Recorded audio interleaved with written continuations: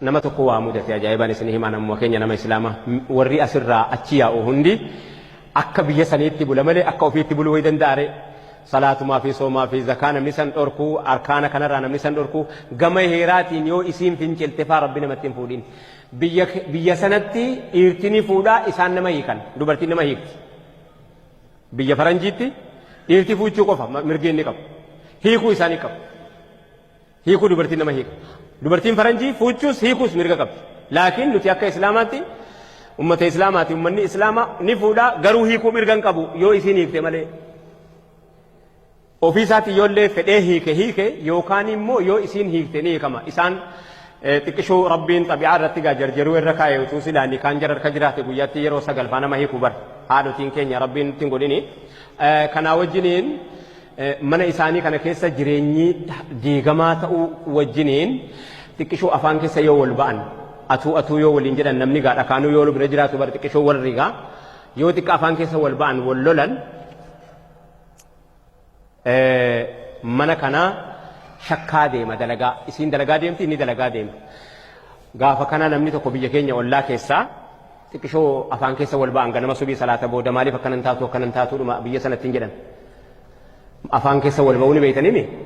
afaan keessa wal ba'uu ni beeytanimi jecha waa walitti daddabarfachuu dhiiroo waa jedheetiin biraa ka'e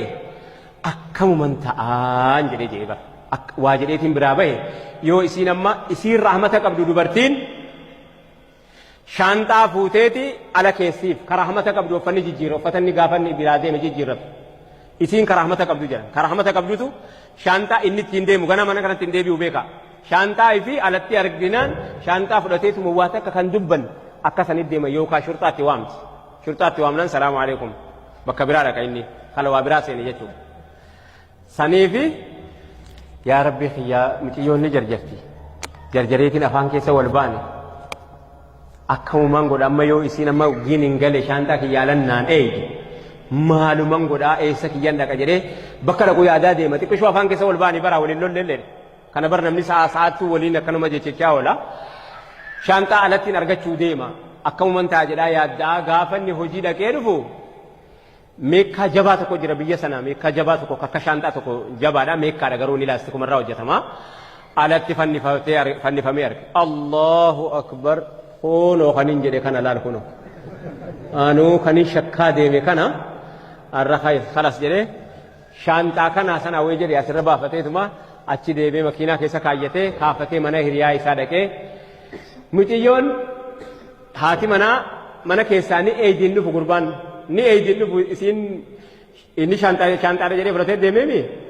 muciyyoon har'a waan dhufu oggii kana saahiba isaatti dawwaltee maal ta'e gurbaan hin galle har'ayi sa'aatii malee ture sa'a kana dhufee rafaa